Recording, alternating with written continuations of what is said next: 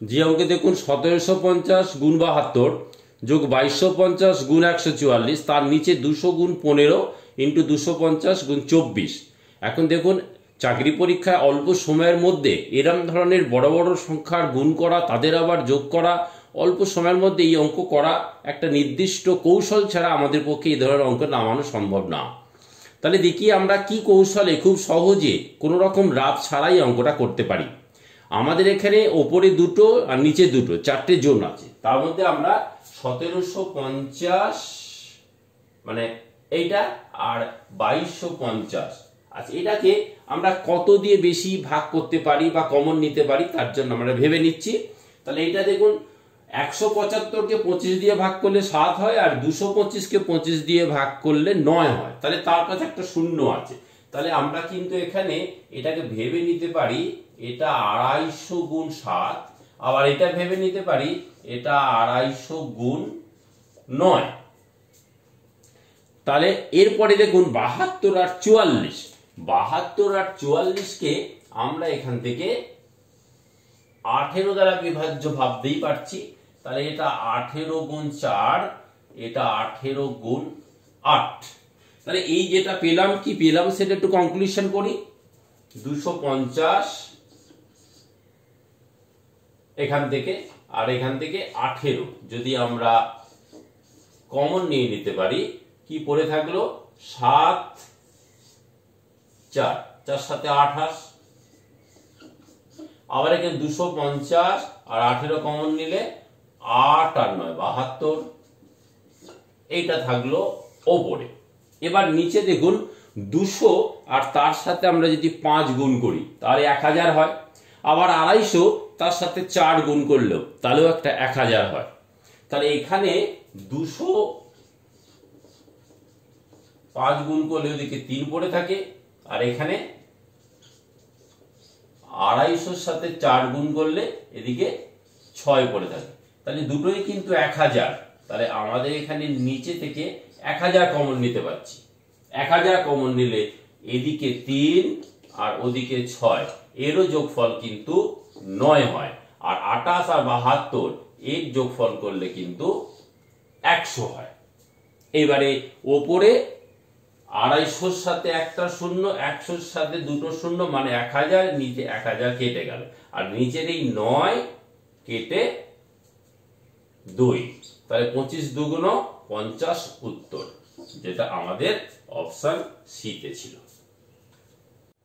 2 নম্বরে আরেকটি অঙ্ক দেখুন, অনেকটা সরলের মতন।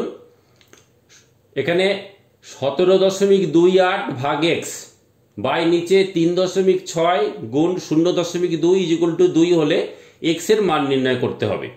এখন অঙ্কটাতে আমরা দেখছি 17 পরে 2 আর 8, অর্থাৎ দুটো ঘরে দশমিক আছে। নিচেও দেখছি 3.6 এর পর একটা দশমিক আর 0.2 এর পর একটা দশমিক, অর্থাৎ ওপরেও 2 ঘর দশমিক আর নিচেও 2 ঘর দশমিক।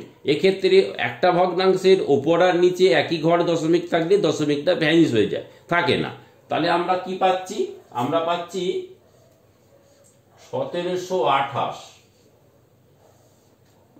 আর 3.6, এটাও ছেড়ে দিলে 36 আর 2, এই যার ভাগ x ছিল, ভাগ x ছিল মানে ওটা নিচে চলে এলো, সমান সমান 2 হয়ে গেল। এইবারে দেখুন 1728 মানে কিন্তু 3টে 12 গুণফল। 1728 মানে 12 হোল কিউব। তাহলে আমরা এটা 12 12 12 করে নিই, সহজে হবে। 12 দিয়ে 36 কাটলে 3 হয়, আবার 3 দুগুণ একটা 6, এই 6 দিয়ে এই 12কে কাটলে আবার একটা 2 পাওয়া গেল। এই দুটো মাথা 2 সমান সমান কাটা যাবে, 2 হয়ে গেল। তাহলে x = 12 উত্তর হলো। x = 12 মানে আমাদের 2 নম্বর অপশনে উত্তরটা ছিল। এরপর একটি সরল সুদের অঙ্ক, খুব এই ধরনের অঙ্ক আসে পুলিশ কনস্টেবল পরীক্ষায়।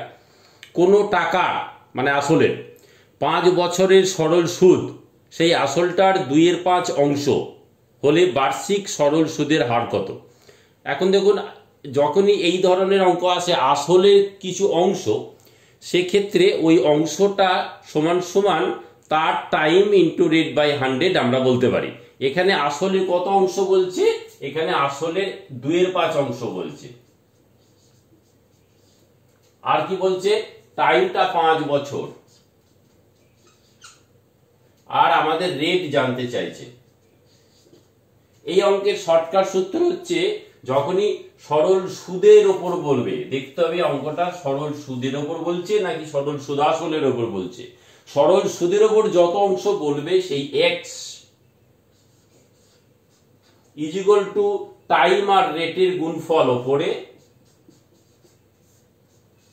বাই 100। এক্ষেত্রে 2/5, 5 বছর, রেটটাই বার করতে হবে। 5 20 100, 5 4 20, তাহলে কোনাকুনি গুণ করতে হবে, 4 2 8। তাহলে আমরা পেলাম অপশন বি 8%। পরে আবার ঠিক একই রকমের কিন্তু সামান্য একটু আলাদা ভাষার অঙ্ক দেখুন। বার্ষিক 7.5% হারে, এটা হচ্ছে রেট।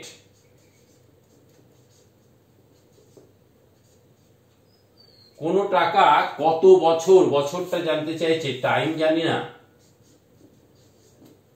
বেড়ে 16 গুণ হবে, x ইজ ইকুয়াল টু 16, কিন্তু বেড়ে 16 গুণ হবে, অর্থাৎ কোন টাকাটা বাড়লে কিন্তু সুদে আসলে পরিণত হয়, অর্থাৎ সুদ আসলটা 16 গুণ। এক্ষেত্রে আমাদের অঙ্কের সূত্র হচ্ছে x - 1 is equal two TR/100। সুদ বললে আমরা x is equal two TR/100 লিখেছিলাম আগেরটা, এটা সুদাসল বলছে বলে x - 1 যত গুণ তার থেকে এক কম লিখতে হবে, অর্থাৎ 15। 7.5 ইন্টু টাইমটা বার করতে হবে। এই অঙ্কে ওপরে একটা দশমিক আছে, সেই জন্য দশমিকটা তুলে দিয়ে আমরা নিচে একটা 10 লিখলাম। ওপর কেটে দিন, 5 15 75। 5 দিয়ে 10 কাটলে 2, অর্থাৎ t ইজ ইকুয়াল টু 200 বছর। এটা সঠিক। পরের প্রশ্ন, কোন চাষি প্রতিদিন 6 ঘন্টা কাজ করে 18 দিনে কোনো জমি নাঙ্গল করতে পারে, তাহলে প্রতিদিন কত ঘন্টা কাজ করলে 12 দিনে ওই কাজ সম্পূর্ণ হবে। আচ্ছা, এখানে আমরা তো টোটাল দিন যেটা ঘন্টা সময়, এই সময়টা ফিক্সড, অর্থাৎ একটা জমি নাঙ্গল করতে একদিনে যদি 2 ঘন্টা, তাহলে মোট 2 ঘন্টা, দুদিনে 2 ঘন্টা করে, 2 2 4 ঘন্টা আমরা জানি, তাহলে মোট টোটাল সময় যেটা, সেটা 18 দিন কাজ করছে, প্রত্যেক দিন 6 ঘন্টা করে। তাহলে আমরা তো বুঝতে পারছি এই জমিটা চাষ করতে গেলে 18 দিন যদি 2 ঘন্টা, 18 গুণ 2, 18 দিন 3 ঘন্টা, 18 গুণ 3, ঠিক একই রকম চাষ করতে আমাদের যে মোট সময় লাগবে, এটা কিন্তু 18 গুণ 6 এর যে গুণফল তার সাথে সমান। এবার প্রতিদিন কত ঘন্টা কাজ করলে 12 দিন, তাহলে আমি 12 দিন কাজ করব, তাহলে 12 দিনে প্রত্যেক সমানভাবে ভাগ করতে হলে এক এক দিন কত করে কাজ করতে হবে, নিশ্চয়ই 12 ইন্টু তার যা গুণফল, 18 ইন্টু 6 এর গুণফলটা সমানই হবে। এইবার আমরা 12 কে ভাগ করলেই তাহলে উত্তরটা পাচ্ছি। আমরা জানি 6 2 12 আর 9, তাহলে খুব সহজে বুঝতে পারছি উত্তরটা হবে 9। পরে আবার কাজের আরেকটি অঙ্ক পেয়ে গেল, যদি x জন লোক কোনো কাজ x দিনে করে, তবে y জন লোক ওই কাজ কত দিনে করবে। এখন যতজন লোক আর যত দিন, এর গুণফলটা কিন্তু টোটাল মানুষ প্রতি ঘন্টার আমাদের হিসাব হয়।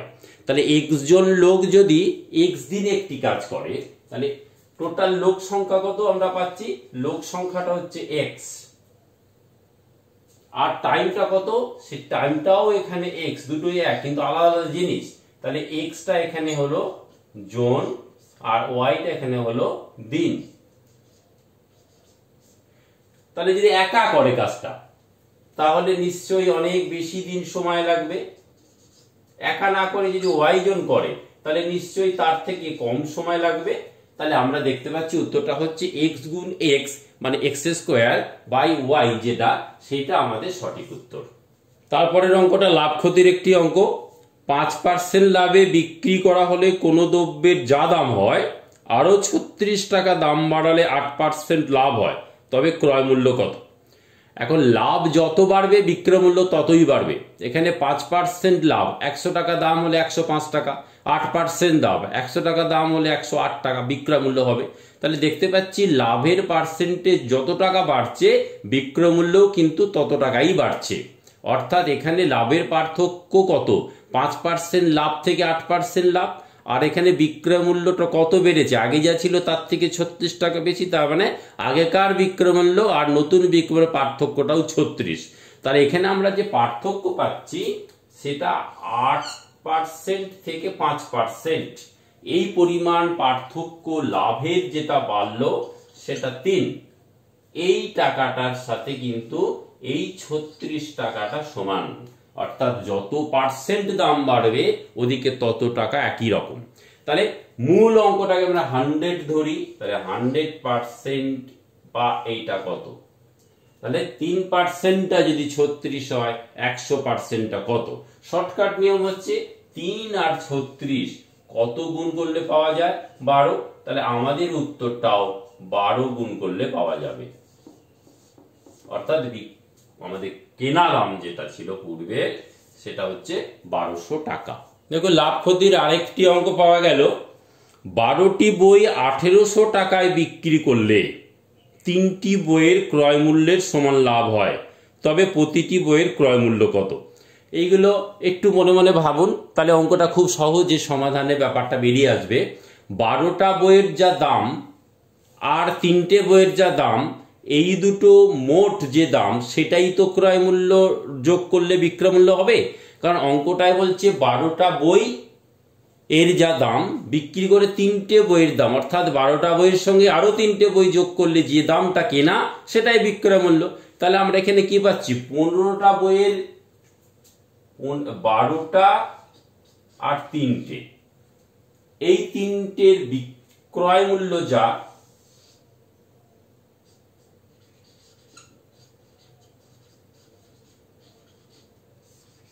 বারোটার বিক্রয় মূল্য তাই।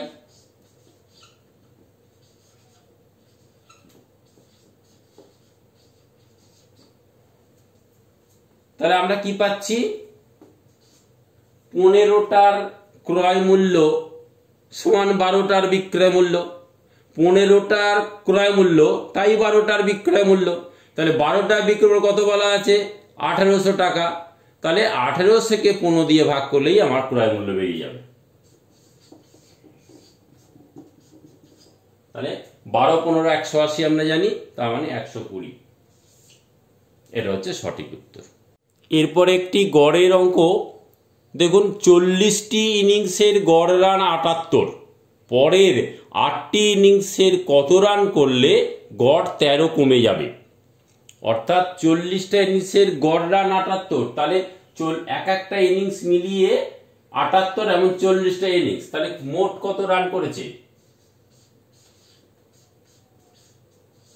এই রানটা করেছে না টোটাল।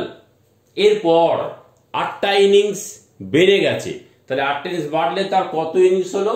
আগে ছিল 40টা ইনিংস আর আরো 8টা ইনিংস, 40 আর 8 এখন হয়ে গেল 48টা ইনিংস। 48 ইনিংসে কত রান করেছে? আগে তার ছিল রান 78 আর এখন 13 কমে গেছে, তাহলে 78 বিয়োগ 13 65। তাহলে আগেকার রান কত ছিল? 40টা ইনিংসের 78 করে, মোট 40 গুণ 78 গুণফল যা হয় তাই।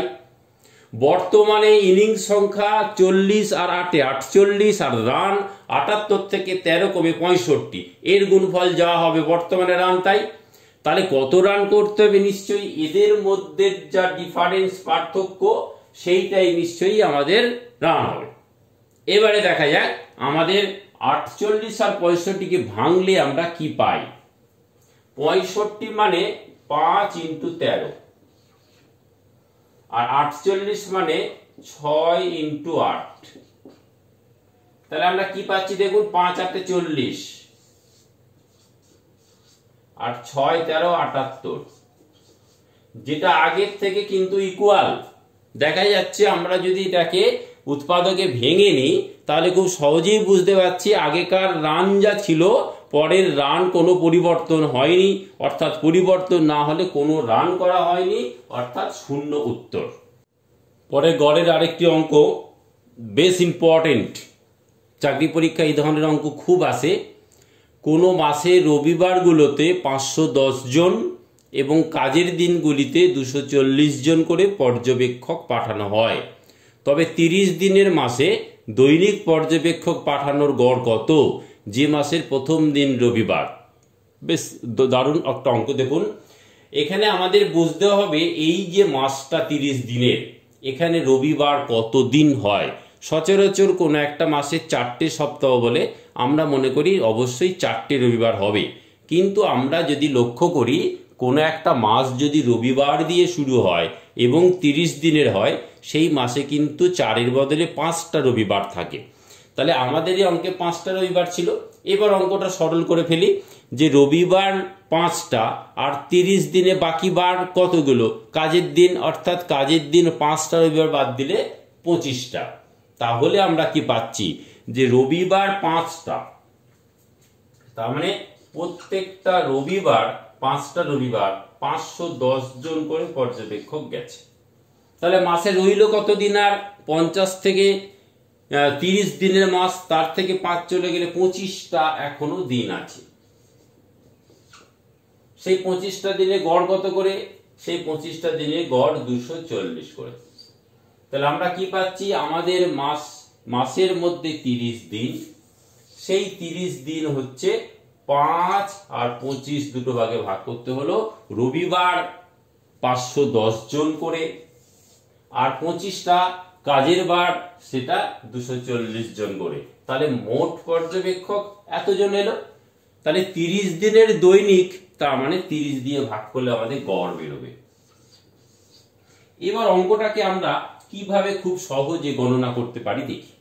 দেখুন 510 আর 240 এই দুটো আমরা যদি কমন নিই, কমন না নিলে কি হবে, 5 গুণ 510 এত বড় গুণ, 25 গুণ এত বড় গুণ। চাকরি পরীক্ষা এত সময় আমাদের নেই, কৌশল অবলম্বন করতে হবে। 510 আর 240 এই দুটো কি নিচে 30 দ্বারা ভাগ করা যায়?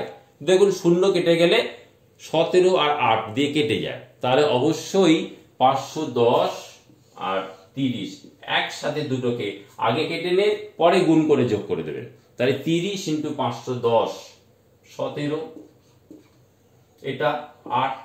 তাহলে আমরা কি পেলাম, 5 17 85 যোগ 8 25 200, মোট কত হলো 285। তাহলে আমরা উত্তর পাচ্ছি 2 নম্বর 285 সঠিক উত্তর।